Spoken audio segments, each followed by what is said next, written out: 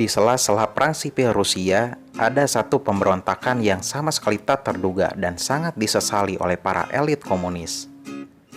Dan ini juga sekaligus membuka borok betapa bahayanya efek dari penerapan komunisme perang atau war communism. Pemberontakan pelaut Kronstadt terjadi menjelang akhir musim dingin, atau tepatnya bulan Maret 1921, atau beberapa bulan sebelum Tentara Merah menumpas pemberontakan Antonov, seperti yang telah dibahas di video-video sebelumnya. Lalu siapakah pelaut Kronstadt ini, dan mengapa peristiwa tersebut disebut sebagai sebuah ironi? Simak terus. Berikut adalah sumber-sumber referensi dari video ini, karena pemberontakan Kronstadt masih dalam periode perang sipil Rusia, maka ia pun juga disinggung dalam buku-buku tersebut. Kronstadt merupakan sebuah benteng yang berlokasi di tengah Pulau Kotlin, di Teluk Finlandia di ujung Laut Baltik. Ia berjarak sekitar 50-an kilometer dari pantai Petrograd. Sejak didirikan oleh Peter yang Agung pada tahun 1700-an, benteng tersebut menjadi markas besar armada laut Rusia di Laut Baltik. Jumlah pelautnya ketika menjelang revolusi mencapai 15 ribuan. Mereka terkenal sebagai pendukung fanatik revolusi dan terlibat aktif membelanya sejak revolusi tahun 1905 serta Februari 1917. Bebas dari otoritarianisme Tsar adalah cita-citanya.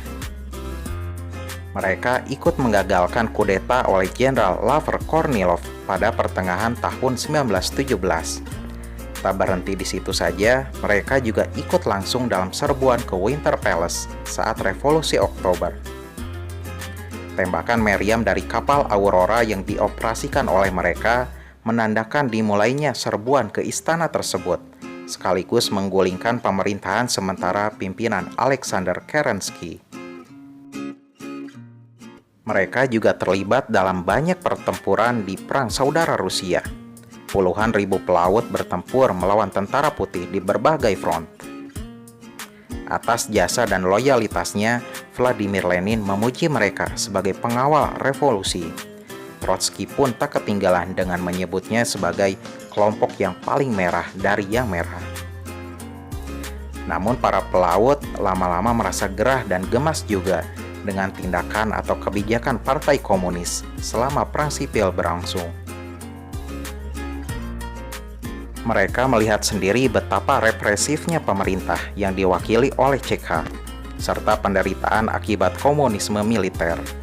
Mereka merasa bahwa Lenin dan elit lainnya telah bertindak berlebihan atas nama perang. Kegiatan ekonomi yang nyaris berhenti serta tingkah Soviet yang makin memusatkan kekuasaannya menjadi perhatian para pelaut. Kebebasan yang dulu diperjuangkan kini malah dikekang lagi. Dan mereka juga sebenarnya berasal dari keluarga petani dari desa-desa. Surat-surat yang mereka terima dari keluarganya kebanyakan menceritakan betapa kejamnya pemerintah merampas gandum miliknya. Di musim dingin tahun 1921 yang begitu menggigil, persediaan makanan dan bahan bakar terus menipis. Banyak orang berdemo baik di Petrograd maupun di kota Moskow. Para pelaut Kronstadt pun ikut bereaksi. Di atas kapal perang Petropavlovsk dan Sevastopol, ribuan orang lalu berkumpul. Setidaknya ada 15 tuntutan yang dilayangkan. Di antaranya ialah agar komunisme militer segera dicabut, menjamin hak-hak sipil dan kebebasan berbicara, melepaskan tahanan sosialis yang non-Bolshevik, serta mengurangi dominasi tunggal Partai Komunis. Pemerintah yang diwakili oleh Mikhail Kalinin sempat menemui massa, sementara para pelaut ikut berkumpul dengan Stepan Petrichenko sebagai pemimpin aksi. Eskalasi ketegangan terus meningkat, mulai dari membentuk Provisional Revolutionary Committee hingga puncaknya para pelaut menyandra pejabat lokal Soviet, yaitu Nikolai Kuzmin dan juga Pavel Vasilyev pada awal Maret. Elit Bolshevik tentu saja kaget dan sangat marah mendengarnya. Mereka juga tidak terima dikritik secara terang-terangan.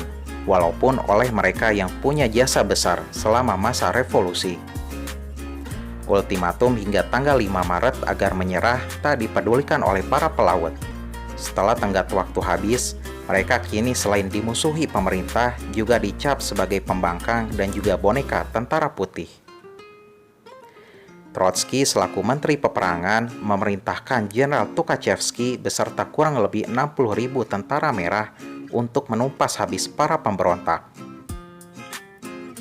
Pada saat bersamaan, musim dingin yang tengah melanda membuat laut di sekitar Pulau Kotlin membeku, sehingga Tukhachevsky bisa menyerbunya secara frontal. Sementara di dalam benteng Kronstadt terdapat 15.000-an personil.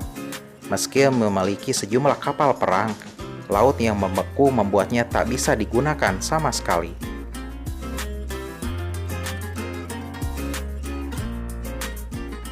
Pertempuran pun tak terhindarkan. Dimulai pada 7 Maret 1921, gelombang pertama mulai dikerahkan, namun ternyata dapat dipukul mundur. Serangan gagal karena ketersediaan senjata yang minim. Para penyerbu belum mau menyerah.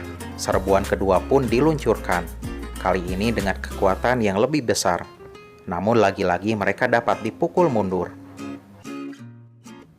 Tukhachevsky belum kehilangan akal.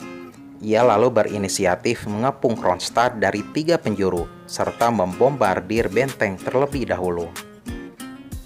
Serangan ketiga sekaligus yang terakhir ini berkekuatan 45.000 orang, dimulai pada tanggal 16 Maret pada malam hari. Berhari-hari dibombardir terus-terusan membuat para pelaut kelelahan luar biasa, disertai dengan cadangan amunisi yang juga makin menipis. Benteng Kronstadt akhirnya berhasil dikuasai sepenuhnya pada 18 Maret 1921. Tak ada catatan pasti mengenai jumlah korban tewas atau terluka, tetapi diperkirakan jumlahnya mencapai 10.000 orang. Beberapa ribu orang mampu meloloskan diri ke Finlandia. Sisanya yang menyerah ada yang langsung dieksekusi atau dikirim ke kamp konsentrasi dan akhirnya meninggal di sana.